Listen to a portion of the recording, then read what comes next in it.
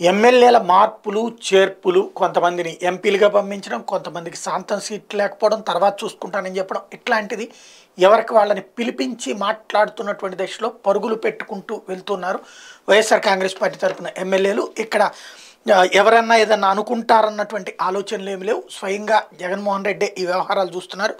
Dorababu, Maddalagiri, ELISA, Purnachandra ఇట్లాంటి వాళ్ళందరూ కూడా తాజాగా జగన్ కలిసిన వాళ్ళలో ఉన్నారు.